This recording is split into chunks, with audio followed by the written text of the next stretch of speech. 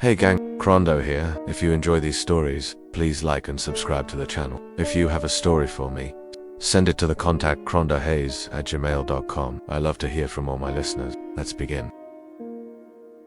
The bathroom light turned off, but I was the only one inside.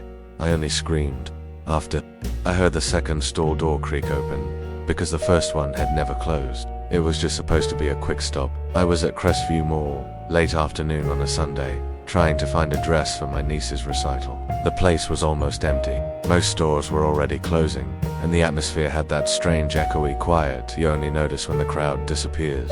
I didn't feel anything strange at first, just the usual dull lighting, soft hum of ventilation, and the lonely sound of my shoes tapping across the polished tile. I found the women's restroom tucked between a candle shop and an empty pretzel stand. The sign was flickering above the door, one of the fluorescent tubes stuttering slightly. Inside, it was colder than expected, the kind of cold that clings to your skin and sinks into your fingertips.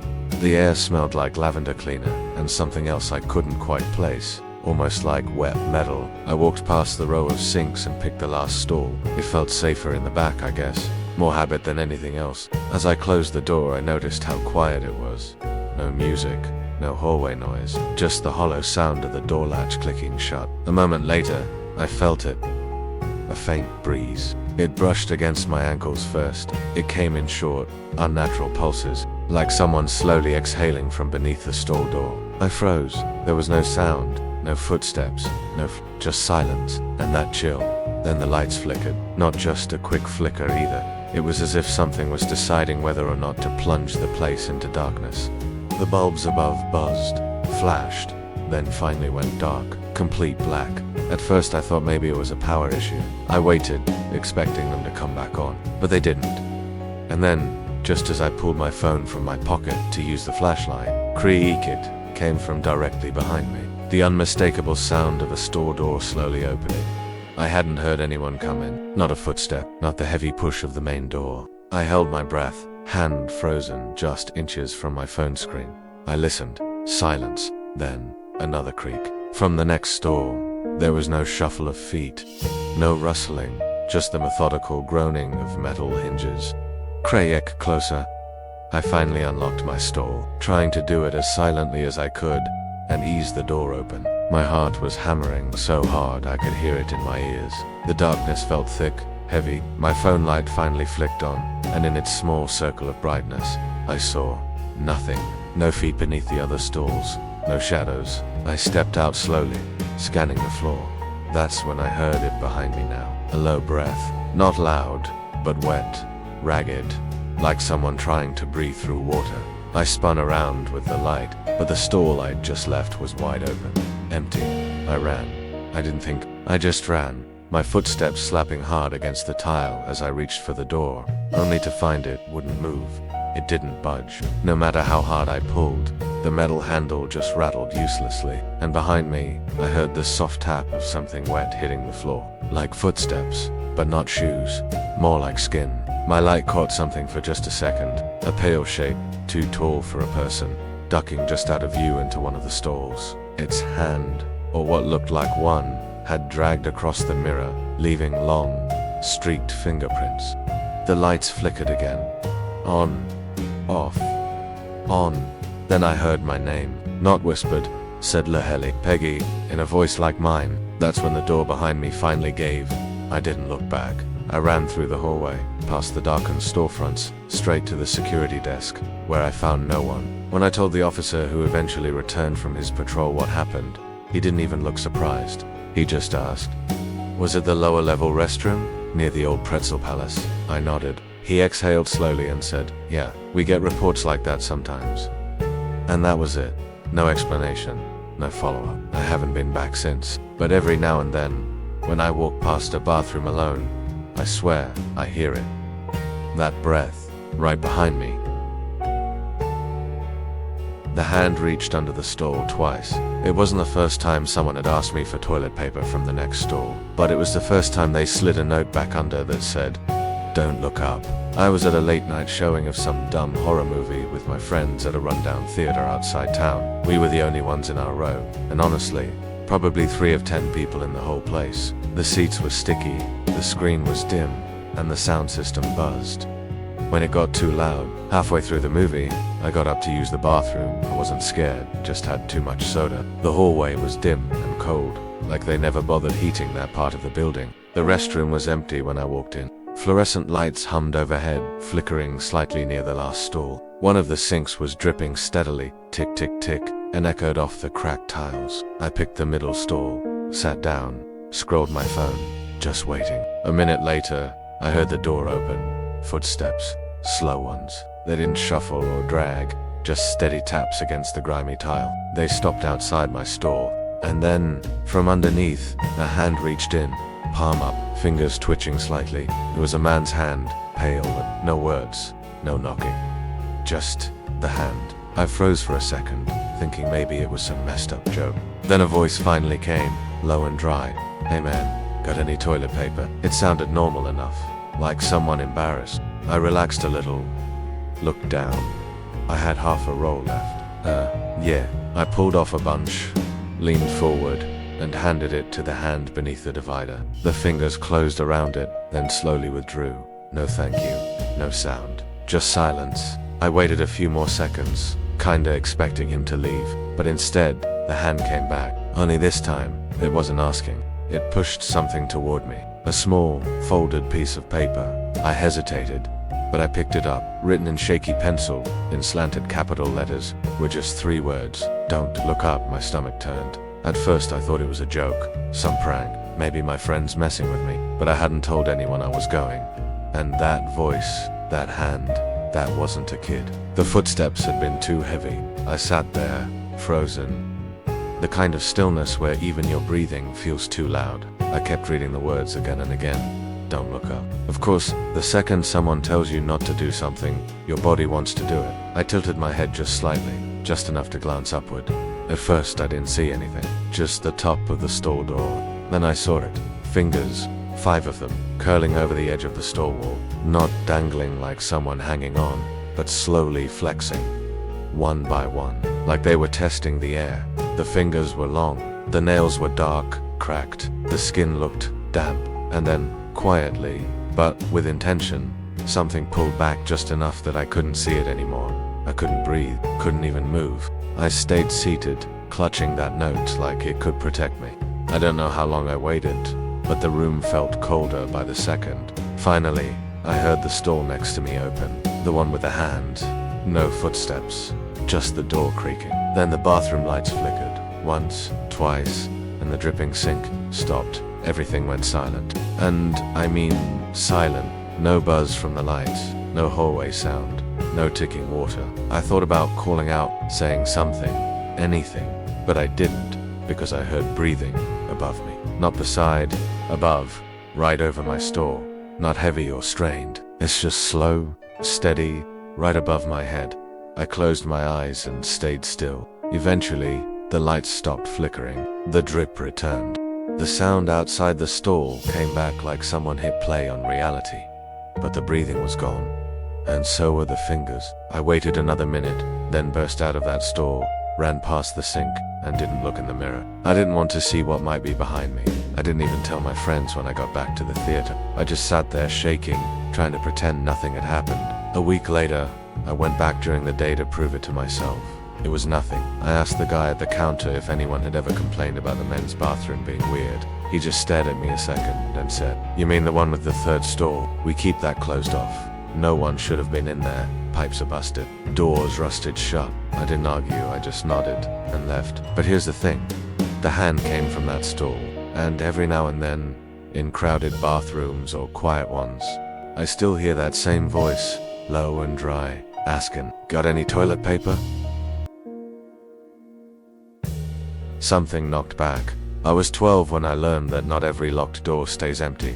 Sometimes, what's sealed away isn't meant to be disturbed. I grew up in a small town with exactly one public pool, the kind with peeling paint, too much chlorine, and fluorescent lights that always flickered like they were trying to die.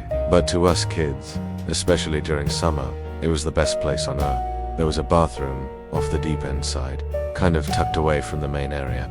It had always creeped me out, not because of anything obvious, just the way it felt colder than the rest of the building, even in July.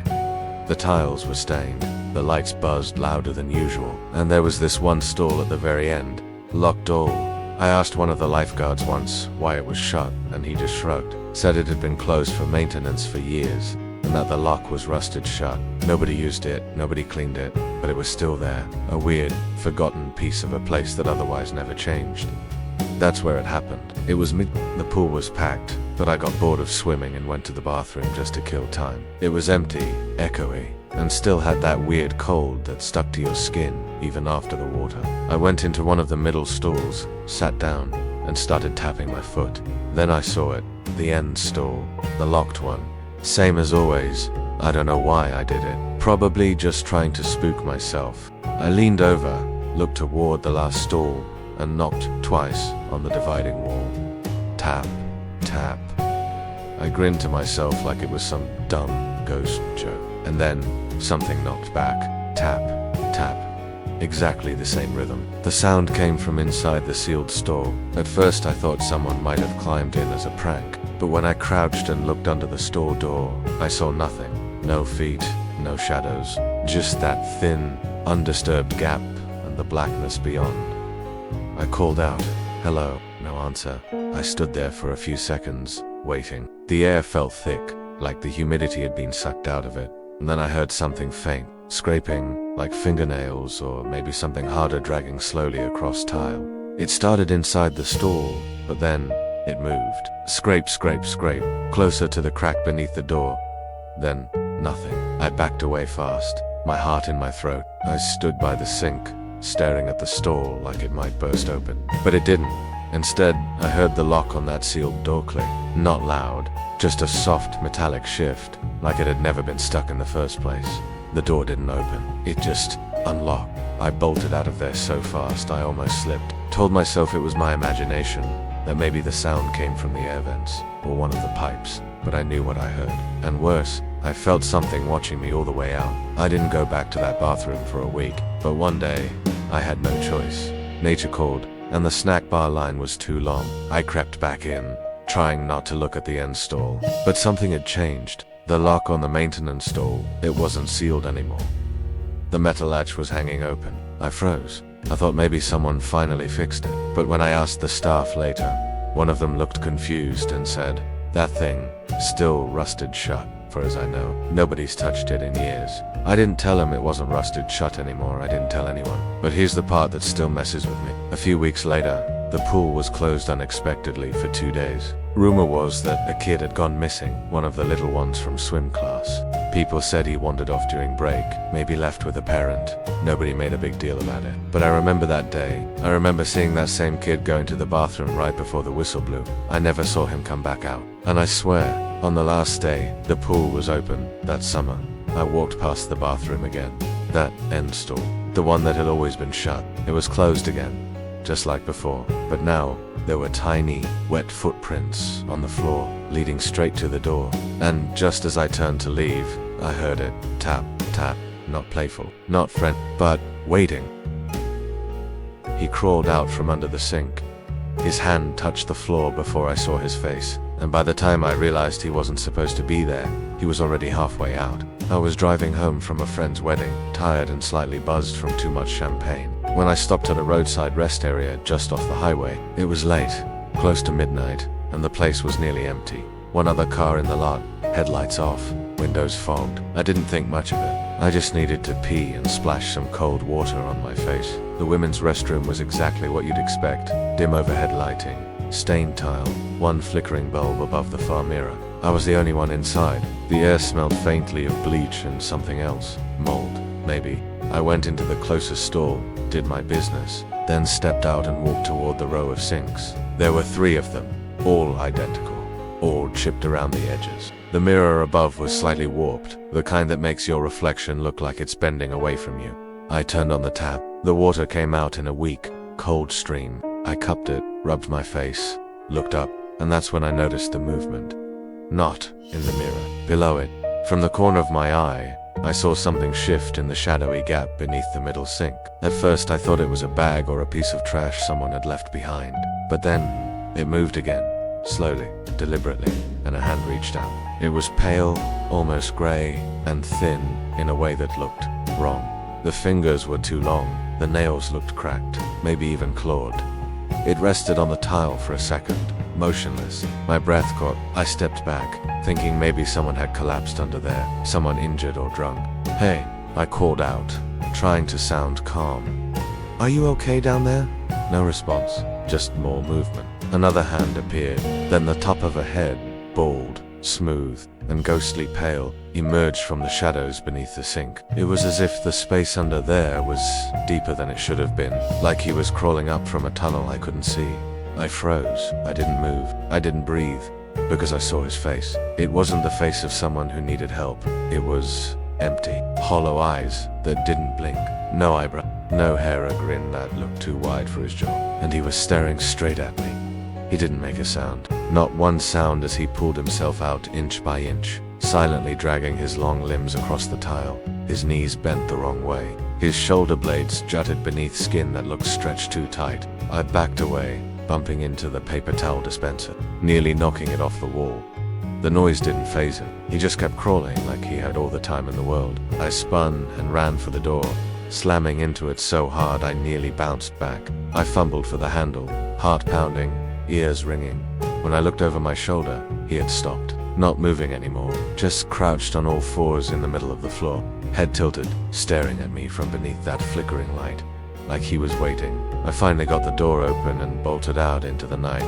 The lot was still empty. The other car was gone. I jumped into mine, locked the doors, and didn't look back until I was already speeding down the highway. I didn't sleep that night. I didn't stop until I reached home. The image of his face stayed with me, burned into my mind like a brand. I thought maybe it was a hallucination. Stress, exhaustion, lingering champagne. I convinced myself not to tell anyone, until 3 weeks later, when a woman went missing at that same rest stop. They found her car in a lot, purse still inside, bathroom light on. The official report said she must have wandered into the woods, but I know better, because I went back once, in daylight. The restroom looked the same, ordinary, quiet, except for one thing.